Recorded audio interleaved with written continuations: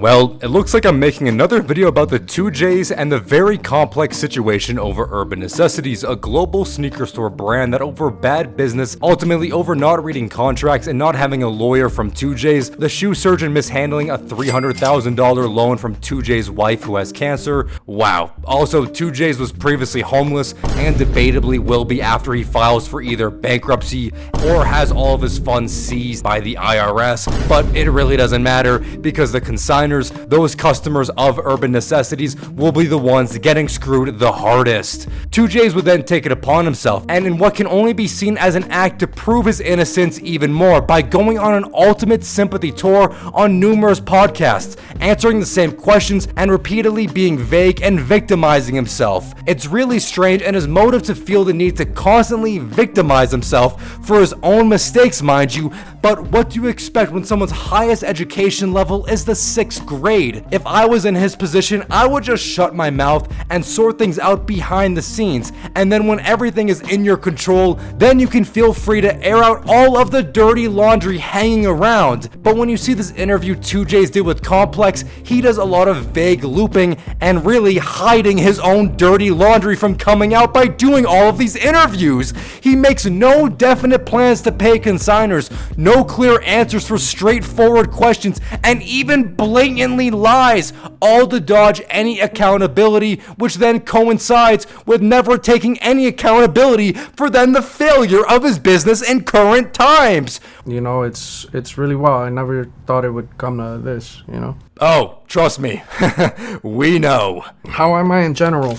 I think really I'm as good as I'm gonna be with everything going on, right? Like I want to try to get to a solution and correct and address and go to the counter and pay what I gotta pay and keep it moving at this point, more than anything. If this entire interview is just gonna be coddling and treating 2Js like he's some completely innocent baby victim that got scammed and fell onto hard luck because he's such a nice and genuine guy, then this is only gonna be more unbearable to listen to than expected. Actually, I didn't know him, and I don't want to say anything like negative too much, but I saw a picture of him online in his suit, and I was like, if anybody's gonna screw you out of your resale business, this is the guy. Am I tripping by saying that? I think at the end of the day, if you don't put the parameters to protect yourself, it could be anybody, right? Yeah.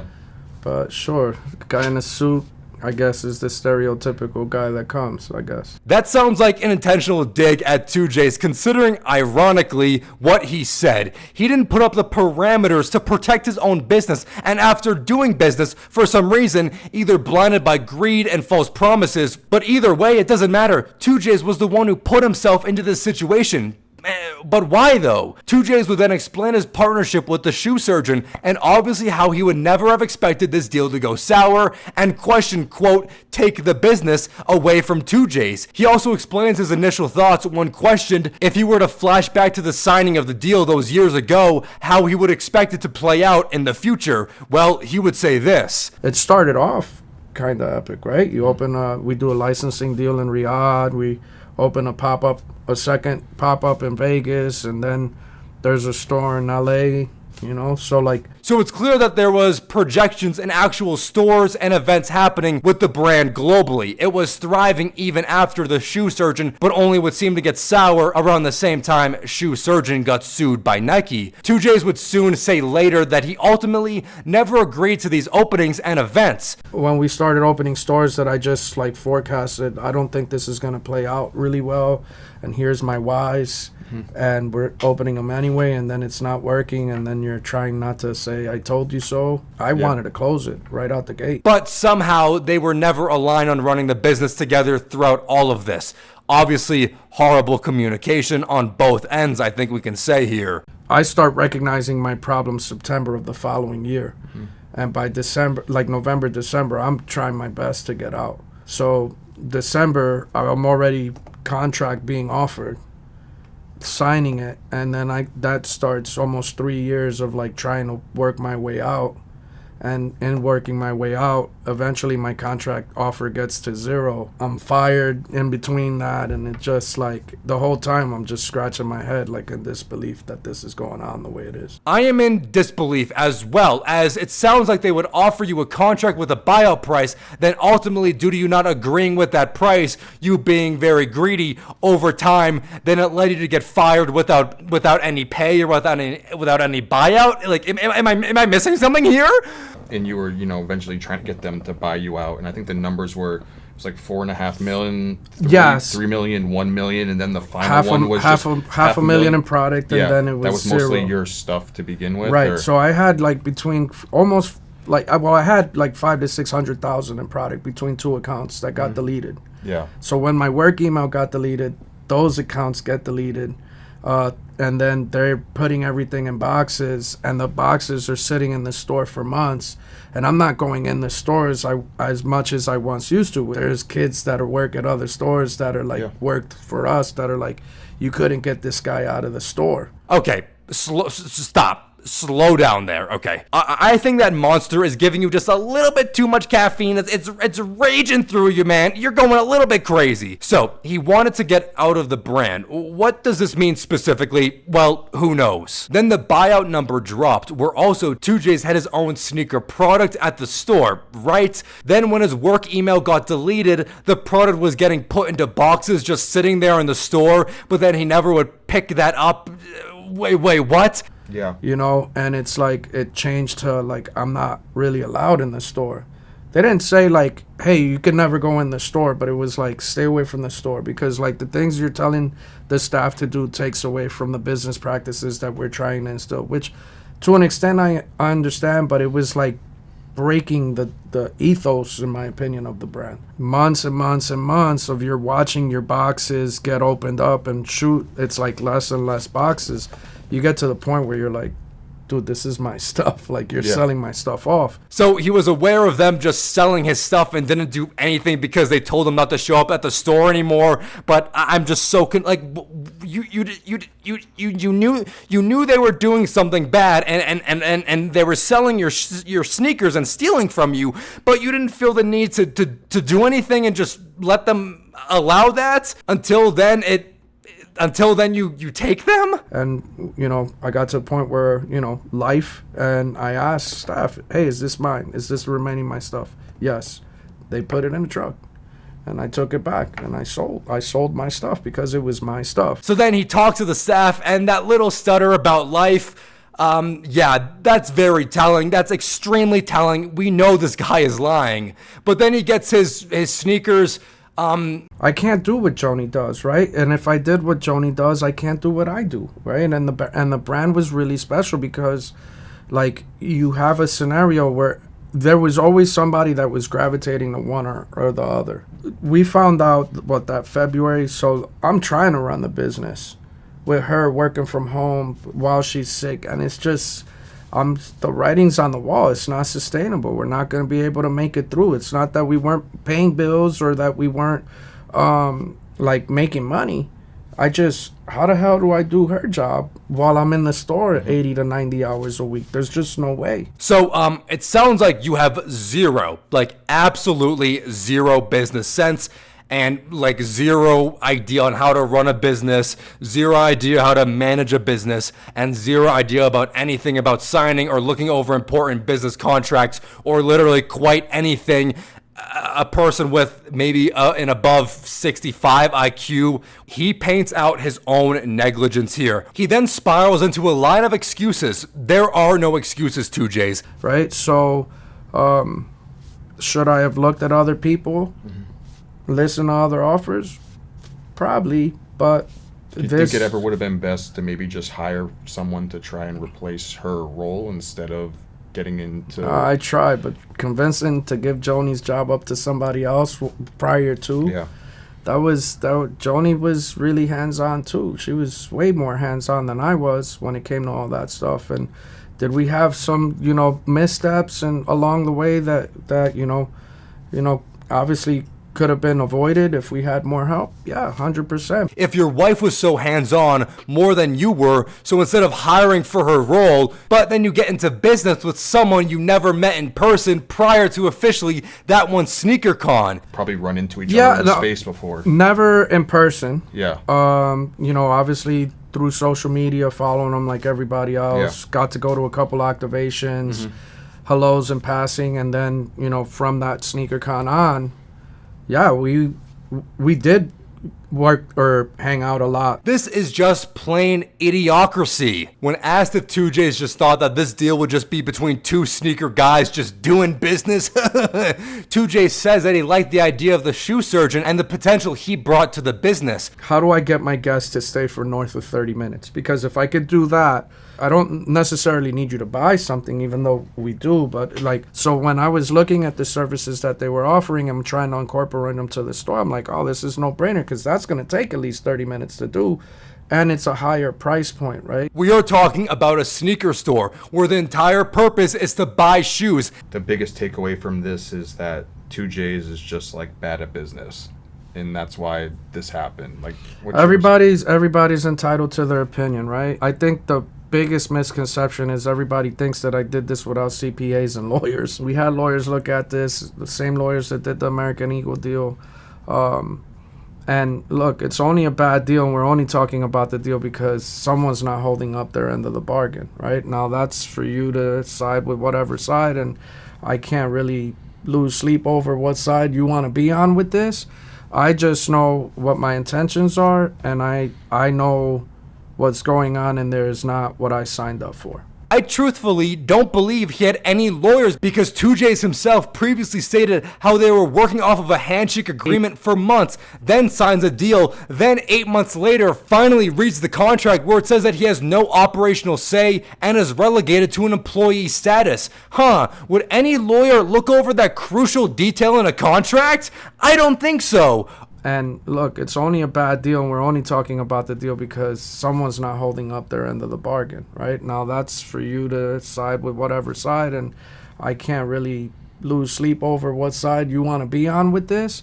I just know what my intentions are, and I know what's going on, and there is not what I signed up for. That isn't a good excuse. If you sign something in a contract, obviously you hope it doesn't happen, but if what you signed, especially if it screwed you over, making you then signing that contract that you claim that you never read anyway, but why would you even sign in the first place if it was going to screw you over? This is just so stupid. You're signing yourself up to be screwed over and fucked no matter what. So instead of blaming Shoe Surgeon and his company, why not take responsibility for your own actions? They come knocking on the door because obviously someone had to have got served papers for it to get to seizures of bank accounts, right?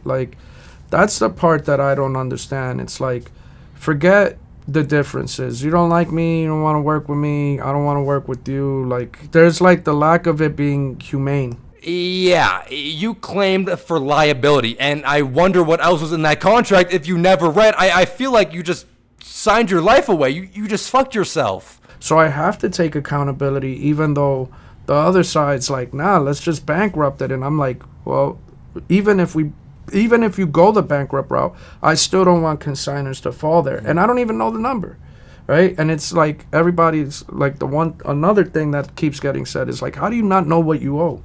Well, I mean, I'm not getting paperwork, right? Yeah. I'm fighting for paperwork. And now they're trying to make me sign paperwork to be able to look at paperwork, but that's the fiduciary responsibility that's in the contract. So it's I don't know. It could be very possible that these excuses of a resolution from 2J's are just delaying the inevitable. I say just bankrupt the business and stop wasting everyone's time about figuring out more bullshit paperwork that I really don't even exist. It doesn't fucking exist, people. Your accounts got seized. This place is damn cooked. Do you think you're going to be not blackballed per se, but people just wouldn't want to be involved with you because they saw everything? I think it depends on the number and how long it takes for the truth to come out. Yeah. Right? Like, What is the truth? What is the number? Why does it matter? Why should the consigners care about the truth about your individual personal situation when they aren't the ones getting paid and their sneakers are being sold to other people and pawned off? They are losing money. They are the ones that you should be caring about. It's a whole operation here. 2Js can attempt to delay and delay and delay by answering all of these questions with, oh, just wait until the truth comes out. You guys just need to wait, guys. You're gonna be so shocked when the truth comes out. Where the fuck is the truth? Just why do we need to wait? Just tell us the truth right now. You're not saying anything with anything. please come get my phones. Please take my computers. If you don't believe me, don't believe me. My black and white text messages, emails, phone calls are gonna, you know what I mean? That's my only vindication. What's on your hard drives? What nefarious images are you alleging to? What a strange thing to say. What is on your computer or your phone or in your text messages? And why does it matter if it's black or white or colored? What relevance does this have? This is 100% of what a guilty person says. Yeah, dude, check my phone, man. I got nothing to hide. I mean, you're not gonna check it because I'm such a trustworthy person that you're just gonna believe me off of saying this because I don't really want you to check it, but just take my word that I'm very trustful and yeah, like you can just take a look at everything. Look at my fucking computer hard drives. Like what? At this point, right? And I don't want to in a sense, I don't want to pass the buck off to somebody else, because if I pass the buck off to somebody else, the truth won't be let out. So basically, if he doesn't have full control over his own narrative and he is the only one who can speak about it, so then like why should we trust you or even care what you have to say? And I'm not even fighting against them anymore. At this point, like what's right is people need to know where my flaws were. And I've always said that when I make mistakes, you need to know about those more so than my wins. Right? That's what it's always been. That's being transparent. That's growing. That's learning, right? Like, and so, you know, I just Are you hearing this guy? We don't care about seeing your mistakes or your flaws or seeing you grow as them as like a 50-year-old adult. Like, we get it, dude. Like, cool. Like, yep, you're on your own self-preservation fucking journey, like picking dandelions like under a rainbow. Like, if that's what you want to paint yourself as to everyone, like this big victim, no one's gonna buy it. I mean, look, is there a world where I would take 100% accountability for something I started? Yeah, 100%. But it's got to make sense. So you aren't going to take 100% accountability for something you started, but it has to make sense for you to do that. Like, in what world is that a logical explanation for someone to take accountability? By the sounds of this, it sounds like 2J's is either hiding the real situation or will forever refuse to take accountability, which is why the statement of not taking 100% accountability, guys, it has to make sense for me to tell the truth because it has to make me look bad, and you guys can agree with my side of the story. I'm not going to sit here and say, I'm not Obamacare. You know what I mean? Like, I'm not going to bail you out of... What the fuck? You aren't Obamacare coming to bail you out? Like, no one's expecting you to bail you out. Like, who are you bailing out? What? Just take accountability for yourself. What if this is 10 million, 20 million, 30 million, 100 million? I don't know. I don't know what it is. I know what the taxes were before I left. I know what the taxes are that are owed today. Yeah. He's like, well, what if all these millions and these millions of millions and millions? He's saying that because he isn't going to take accountability of any loss that's greater than the amount that he wants to pay. I mean, it's so blatantly obvious. Like, he's completely clueless, speaking nonsense. I know what the taxes are that are owed today. Yeah. That have nothing to do with the taxes that were owed. Like, I don't have an understanding of consigner debt. I don't have an understanding of my loan debt. I finally, you know, like, I've been begging for this paperwork to be able to see stuff. I finally went to the bank yesterday and had people that helped me get back in there and at least be able to like log in and download CSV files. And I scraped the last 6 months. And we're paying somebody. It just ain't the consigners and the taxes, but I've paid $600,000 in loans, which I don't even know what the number is to the loans. I don't know who signed for the loans, and I don't know the dollar amount for the loans, right? So if I've paid $600,000 in the last 6 months in loans, then I probably took $7 Did I take 8-figure loan? Imagine having zero idea for 3 years about debts, loans, paperwork, payments, literally anything to do with the business funds, your own funds with the business, anything that basically entails money, you were complacent and okay with not knowing until it became a problem and until your money was running dry, buddy. They've had issues in the last 2 years, right? I stopped having access to operational stuff from a monetary standpoint or a paying out standpoint in that same time frame, and all of a sudden I got all these crazy loans that I don't even know the dollar amount. Consigners aren't getting paid. Like, I don't understand how the store's still open, but we're not paying taxes or who are we paying? That's a great question, because half of the time, 2J's plays it up like he was exiled from the business and claims here to have no knowledge about anything. But then I want to try and play the savior who will save everyone from all of these debts and loans and payments over the span of the years, but not throughout all of those years. Not once did any of this occur to him to take a further look into it. Let's just say, for sake of conversation, it's let's say it's $2 million, right? Like all of it. If it were $2 million, I could probably handle it without having to even pick up the phone, right? Just sell a house here, sell a house there, work out repayment programs for whatever loans were taken out. But then I got to have those guys actually sign paperwork, because I got multiple scenarios where they haven't signed paperwork, and then I've gotten multiple lawsuits on my brand for behavior that they've conducted. Okay, so see, if the cost of the repair of the business and payoff consigners was a tangible and lower amount for 2J's, then there would be no need to even contact the current owners. Guys, isn't that so crazy that this guy who's claiming to have no knowledge about funds or anything for all of these years, now, well, if it's something he can handle on his own, well, of course he's not going to contact them. Like, what are you talking about? You know, you got a lot of people out there that have seen how I conduct business, and they see the differences. And again, I'm just trying to take accountability. You conduct business poorly and will never take accountability. For once in your life, do the right thing. If it were up to me, if I could, like, get an understanding of what's going on, even when the ship sinks, and once I have visibility or access to consignor debt and like what's missing, I want to try to take the steps to correct that. What a horrible interview.